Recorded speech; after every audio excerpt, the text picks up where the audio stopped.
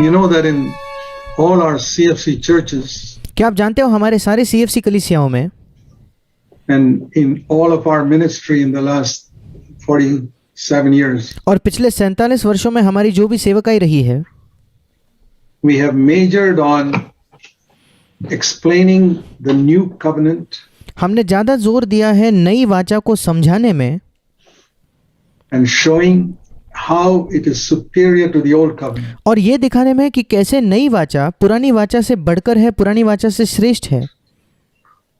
This is one of the major things that Paul particularly emphasized, and the book of Hebrews is almost entirely devoted. और ये एक मुख्य बात है जिस पर पौलुस ने भी जोर दिया। और अगर आप इब्रानियों की पुस्तक देखें तो लगभग पूरी पुस्तक इसी बात पर लिखी, इसी बात पर जोर देती है, To this one point. इस एक ही बात पर। And in fact, the entire New Testament epistles. और नई वाचा के नए नियम के सारे पत्रियां। But the early Christians in those churches many of them never came to the new covenant despite all that they heard. पर वो जो शुरुआती दिनों में जो कलीसियाएं होती थी उनमें से कई लोग उस नई वाचा में प्रवेश नहीं कर पाए, इसके बावजूद कि उन्होंने काफी कुछ सुना था। Even from the mouth of the Apostle Paul himself. और प्रेरित पौलुस के मुंह से ही इन बातों को सुनने के बाद भी। And we see today, as I've been a Christian 62 years, and I must say that.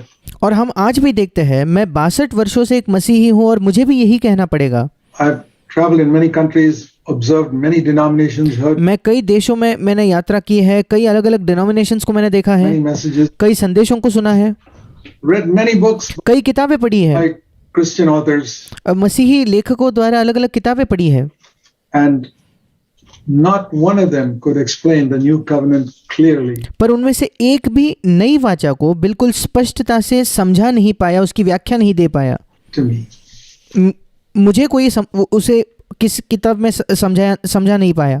You come across a book like that, please let me know. Maybe I missed something. अगर आपको ऐसी कोई किताब मालूम पड़ती है तो आप मुझे बताइए, शायद मेरे से कोई किताब छूट गई होगी। I couldn't find it. पर मैं ऐसी किताब नहीं ढूंढ पाया। I'm not talking about books which have the word new covenant in it. मैं उन किताबों की बात नहीं कर रहा जिन किताबों के शीर्षक में नई वाचा ये शब्द आते हैं। When you read it, do you enter the new covenant? जब आप उस किताब को पढ़ते हो, क्या आप नई वाचा में प्रवेश करते That's हो? the test. वो है असली परीक्षा। Not a lot of people speak about the new covenant. कई लोग नई वाचा के बारे में बात करते हैं, A lot of people, कई लोग, but they never lead a person into it. पर वो कभी एक व्यक्ति को नई वाचा में ले नहीं जाते। They never explain what it means. वे कभी उसको समझाते नहीं कि उसका मतलब क्या They है। never explain what's the difference. For example, वो कभी पुरानी वाचा नई वाचा का अंतर नहीं बताते। उदाहरण के तौर पर I've hardly ever, almost never मैंने शायद ही कभी, लगभग कभी भी मैंने नहीं सुना heard anyone say that the first promise in the New Testament is Matthew 1:21. मैंने कभी किसी को ये कहते हुए नहीं सुना है कि नए नियम में, नई वाचा में जो पहली प्रतिज्ञा है, पहला वायदा है, वो है मत्ती रचित सुसमाचार पहला अध्याय 21 वचन। That reason why Jesus was called Jesus, his name was called Jesus, कि यीशु को यीशु बुलाने का, उसके नाम का अर्थ ये था, उसका कारण ये था it is because he will save, not forgive. He will save his people from their sin. क्योंकि वो अपने लोगों को अपने पापों से उद्धार उनका करेगा, उद्धार करेगा, क्षमा करेगा ऐसा नहीं, बल्कि उनका उद्धार करेगा। And I've almost never, not almost never, I have never और मैंने लगभग कभी नहीं, और कभी नहीं, मैंने आज तक कभी भी नहीं heard anyone explain the difference between that and Psalm 103. मैंने कभी किसी को इस वचन में और भजन 103 में जो अंतर है वो किसी को समझाते हुए नहीं देखा है, Where it says, David says, all my sins are forgiven. जहां दाऊद कहता है कि मेरे सारे पाप क्षमा हुए हैं। Most Christians explain being saved from sin as being forgiven from sin. अधिकतर मसीही लोग वो कहते हैं कि पापों से उद्धार पाने का मतलब है पापों की क्षमा होना, What they mean is being saved from hell. और उनका मतलब ये होता है कि नर्क से उद्धार पाना या नर्क से छुड़ाया जाना। I'll tell you quite honestly, पर मैं आपको बड़ी ईमानदारी से बताना चाहता हूँ, deep down from my heart, I'll tell you this. मेरे हृदय की गहराई से मैं आपको ये बताना चाहता हूँ, I am not interested in being saved from hell. मुझे कोई दिलचस्पी नहीं है नर्क से छुड़ाए जाने में, नर्क से बचाए जाने में। I'm not interested in going to heaven. मुझे स्वर्ग में जाने में कोई दिलचस्पी नहीं है। I was in my backslidden days. जब मैं पीछे फिसला हुआ था उन दिनों में मैं उस स्वर्ग में जाने में दिलचस्पी रखता था। When a backslidden means when I never understood the new covenant. और जब मैं कहता हूँ पीछे फिसला हुआ, मेरा मतलब है कि जब मैंने नई वाचा को समझा ही नहीं था। But once I understood the new covenant, पर एक बार में जब मैं नई वाचा को समझ गया, first of all, I was not interested in escaping hell. सबसे पहले तो नर्क से बचने में मेरी कोई दिलचस्पी ही नहीं थी। I was not interested in going to heaven. मुझे स्वर्ग में जाने में भी कोई दिलचस्पी नहीं थी। I was interested in being free from sin. मुझे दिलचस्पी केवल इसमें थी कि मैं पाप से स्वतंत्र हो जाऊं, पाप से छुटकारा पाऊं। I feel sorry for all the Christians whose only interest in life is to be saved from hell. मुझे दुख लगता है उन सारे मसीहों के लिए जिनका जीवन में केवल एक ही दिलचस्पी है, एक ही रुचि है कि वो नर्क से बच जाए। I hope none of you, after hearing the truth for so many years, are only interested in escaping hell. मैं आशा करता हूं कि आप में से कई जिन्होंने कई वर्षों से सत्य सुना है, आपकी दिलचस्पी केवल नर्क से बचने में नहीं होगी। Then I would say you understood nothing of the new covenant. फिर मैं कहूंगा कि नई वाचा के बारे में आप बिल्कुल कुछ भी नहीं समझे हो। Once you understand the new covenant, you're not interested in escaping hell, you're interested in avoiding sin. एक बार आप नई वाचा को समझ जाते हो, फिर नर्क से बचने में या नर्क से छुटकारा पाने में आपको कोई दिलचस्पी नहीं होती, बल्कि पाप से दूर रहने में आपकी पूरी दिलचस्पी होती है। And escaping from the power of sin. और पाप की जो सामर्थ्य है उससे बचने में आपकी दिलचस्पी होती है। And I'm not also interested now in going to heaven. और अब मुझे स्वर्ग जाने में भी कोई दिलचस्पी नहीं है। Yes, I'm interested in being with Jesus. हाँ, मैं यीशु के साथ रहने में, यीशु के साथ होना चाहता हूँ, उसमें मेरी दिलचस्पी है।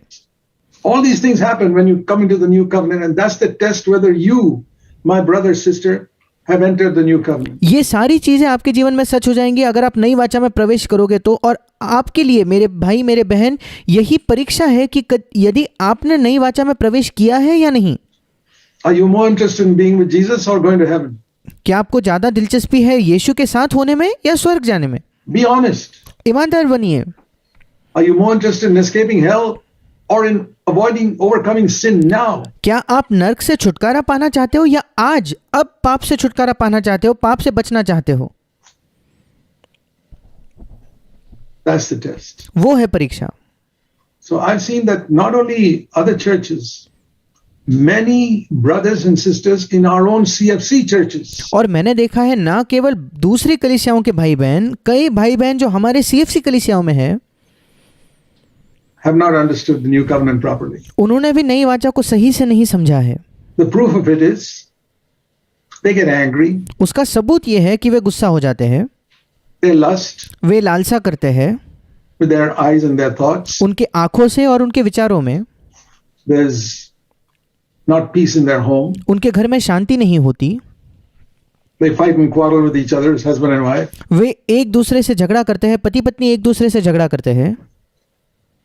What new covenant is that? फिर ये कौन सी नई वाचा हुई? That's the old covenant. वो तो पुरानी वाचा है। Pharisees, married people fought with each other. और जो फरीसी लोग थे उनके जब विवाह होते थे तो वो एक दूसरे से लड़ा करते थे। But they went to the synagogue regularly. They पर वे नियमित तौर पर सिनेगॉग, आराधनालयों में जाते थे। sang and they clapped and they shouted and did all that. वे गीत गाते थे, ताली बजाते थे, चिल्लाते थे, वो सब कुछ किया करते थे। It's very, very important. If you have missed the new covenant ये बहुत बहुत महत्वपूर्ण है। अगर आप नई वाचा से चूक गए हो in your earthly life, आपके इस पृथ्वी के जीवन में, I want to say you're going to regret for all eternity. मैं आपको बताना चाहता हूं पूरे अनंत काल में आप पछतावा रखोगे, आप खेद करोगे। Not for 1 or 2 years. 1-2 साल के लिए नहीं, You will regret all eternity पूरे अनंत काल में आपको एक अफसोस होगा, एक पछतावा होगा that in the one life God gave you on earth, कि वो एक जीवन जो परमेश्वर ने आपको इस पृथ्वी पर दिया, you did not enter into what Jesus shed his blood and died. आपने उसमें प्रवेश नहीं किया जिसके लिए यीशु मसीह ने अपना लहू बहाया और जिसके लिए यीशु मसीह ने मौत सही To purchase for you and me. और उसने मृत्यु सही ताकि वो आपके लिए और मेरे लिए उसको खरीद ले। I don't want to have that regret मैं ऐसा पछतावा नहीं चाहता when I go to heaven. जब मैं स्वर्ग जाऊं। I don't want to go to heaven and feel so sad that मुझे स्वर्ग जाके बहुत बुरा नहीं महसूस करना है, अफसोस नहीं महसूस करना है when I look at the love of Jesus he had for me. कि जब मैं देखूंगा यीशु का क्या ही प्रेम था मेरे प्रति। Not talking about reward. Let me tell you, that's another thing. मैं प्रतिफल की बात नहीं कर रहा, ये एक और बात है। I am not looking forward to any reward in heaven. मैं आगे स्वर्ग में मुझे कोई प्रतिफल मिलेगा इसकी बिल्कुल चाहत नहीं रखता, उसके लिए मेरी लालसा नहीं है। I am longing to be with Jesus, period. मेरी लालसा है कि मैं यीशु के साथ रहूं, बस उतना ही, That's all. बस उतना ही। Jesus plus nothing. यीशु उसके साथ कुछ नहीं, That's enough for me for all eternity. वो मेरे लिए पर्याप्त है, पूरे अनंत काल के लिए पर्याप्त है। I don't want any mansions or golden streets or any such thing. मैं कोई महल नहीं चाहता, मैं सोने की सड़क नहीं चाहता, ऐसी कोई बात नहीं चाहता, Because I've seen the reality क्योंकि मैंने असलियत या मैंने वास्तविकता को देख लिया है that the greatest gift God can give me कि सबसे महान वरदान, सबसे बड़ी भेंट जो परमेश्वर मुझे दे सके is not even forgiveness of sins. वो मेरे पापों की क्षमा भी नहीं है। Let me tell you more. मैं आपको उससे अधिक बताना चाहता हूँ, Not even overcoming sin. वो पाप पर विजय पाना भी नहीं है। The greatest gift in the new covenant नई वाचा में सबसे बड़ी भेंट, सबसे बड़ा वरदान जो प्रभु हमें दे सके, that God gives me कि जो परमेश्वर मुझे देता है, is to partake of his nature. वो है कि मैं उसके स्वभाव का समभागी बन जाता हूँ, उसके स्वभाव का मैं एक सहभागी बनता हूँ। When I partake of his nature, 2 Peter 1 verse 3 and 4, जब मैं उसके स्वभाव का सहभागी बन जाता हूँ, दूसरा पत्रस पहला अध्याय 3 और 4 वचन, remember it's one of the most wonderful verses in the New Testament. याद रखिए पूरे नए नियम में ये सबसे अद्भुत ऐसे वचन है। 2 Peter chapter 1 verse 3 and 4. दूसरा पत्रस पहला अध्याय 3 और 4 वचन, That all it says there that all the precious promises और वहां लिखा है सारी जो बहुमूल्य प्रतिज्ञाएं हैं in the new covenant, नई वाचा में, all the precious promises वो सारी बहुमूल्य प्रतिज्ञाएं are designed for one purpose. उन सब का मकसद एक ही है। Think of any promise. You know, we 26 weeks of the year we remember a promise. किसी भी नए नियम के किसी भी वायदे के विषय में सोचकर देख लीजिए, हम एक साल के 26 हफ्तों में एक वायदा, एक प्रतिज्ञा बाइबल में से उसको याद करते हैं। You know, in our memory verse 26 verse weeks we remember a commandment. हम जो मेमोरी वर्स हर संडे को याद करते हैं उसमें से 26 हफ्तों में 26 इतवारों के दिन हम एक प्रतिज्ञा, एक वायदे को याद करते हैं। And 26 weeks we remember a promise. Okay, और बचे हुए 26 हफ्तों में हम एक आज्ञा याद करते हैं। take all the promises, and somebody has told me there are thousands of promises in the new covenant. और सारी प्रतिज्ञाएं, सारे वायदे उठाकर ले लीजिए, और किसी ने बताया है कि हजारों प्रतिज्ञाएं, हजारों वायदे हैं नई वाचा में। The precious promises are all designed. ये सारे बहुमूल्य प्रतिज्ञाएं केवल इसलिए है, उनका उद्देश्य ये है। You read in 2 Peter 1 दूसरा पत्रस पहला अध्याय verse 4 चौथा वचन, that we might become partakers of his divine nature. कि हम उसके ईश्वरीय स्वभाव के समभागी या सहभागी हो जाए। You know why Jesus overcame sin? क्या आप जानते हो यीशु मसीह ने पाप पर क्यों विजय पाया?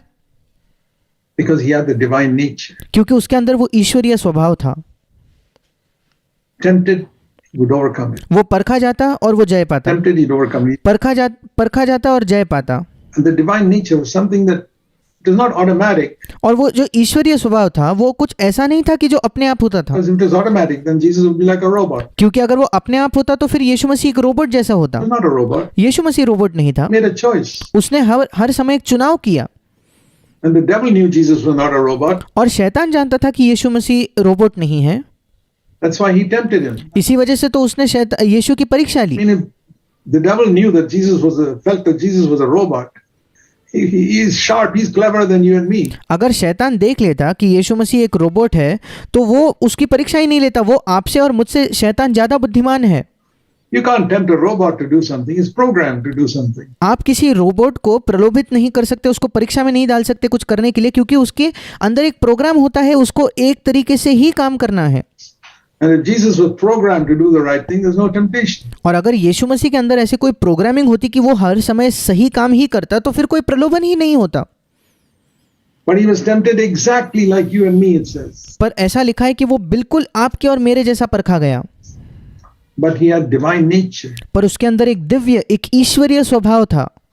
He wasn't just all the time just trying to think good thoughts and trying to speak good words. वो हमेशा कड़ी ऐसी कोशिश नहीं कर रहा था कि मैं कैसे अच्छे शब्द कहूँ, कैसे मैं अच्छे विचार करूँ. No, नहीं, nature. स्वभाव.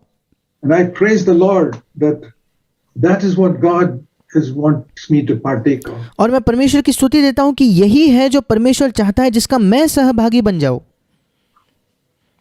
Yeah, you know the difference between a snake, whose nature is to sting and hurt, क्या आप जानते हो एक सांप का स्वभाव ही होता है डसना और चोट पहुंचाना, and a dove that's so peaceful और एक कबूतर जो बिल्कुल शांतिपूर्ण होता है and calm. और बहुत ही शांत होता है. It's nature. वो स्वभाव है.